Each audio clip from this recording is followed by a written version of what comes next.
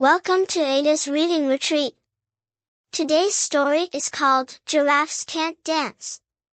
It's about a giraffe named Gerald who wants to dance, but he's too clumsy and keeps falling down. Let's dive in to see if Gerald ever learns to dance.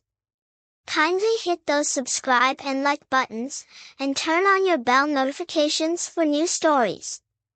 Gerald was a tall giraffe, whose neck was long and slim, but his knees were awfully crooked and his legs were rather thin. He was very good at standing still and munching shoots off trees. But, when he tried to run around, he buckled at the knees. Now every year in Africa, they hold the jungle dance, where every single animal turns up to skip and prance. And this year, when the day arrived, poor Gerald felt so sad, because when it came to dancing, he was really very bad. The warthogs started waltzing, and the rhinos rocked and rolled. The lions danced a tango that was elegant and bold. The chimps all did a cha-cha with a very Latin feel. And 8 baboons then teamed up for a splendid Scottish reel. Gerald swallowed bravely as he walked toward the floor. But the lions saw him coming, and they soon began to roar. "Hey, look at clumsy Gerald," the animals all sneered. "Giraffes can't dance, you silly fool. Oh Gerald, you're so weird." Gerald simply froze up. He was rooted to the spot. "They're right," he thought. "I'm useless. Oh, I feel like such a clot." So he crept off from the dance floor, and he started walking home.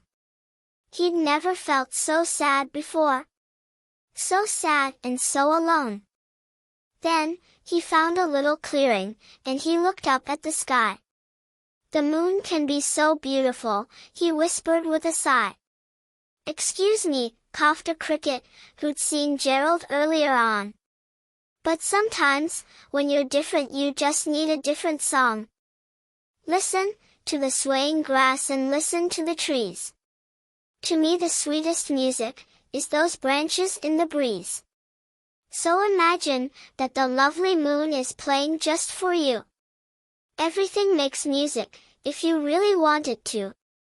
With that, the cricket smiled, and picked up his violin. Then Gerald felt his body do the most amazing thing. His hoofs had started shuffling, making circles on the ground. His neck was gently swaying, and his tail was swishing round. He threw his legs out sideways, and he swung them everywhere. Then, he did a backward somersault and leapt up in the air. Gerald felt so wonderful, his mouth was open wide. "I am dancing. Yes, I'm dancing. I am dancing," Gerald cried. Then, one by one, each animal, who'd been there at the dance, arrived while Gerald boogied on and watched him, quite entranced. They shouted, "It's a miracle. We must be in a dream. Gerald's the best dancer that we've ever seen. How did you learn to dance like that? Please Gerald, tell us how." But Gerald simply twirled around and finished with a bow. Then he raised his head, and looked up at the moon and stars above.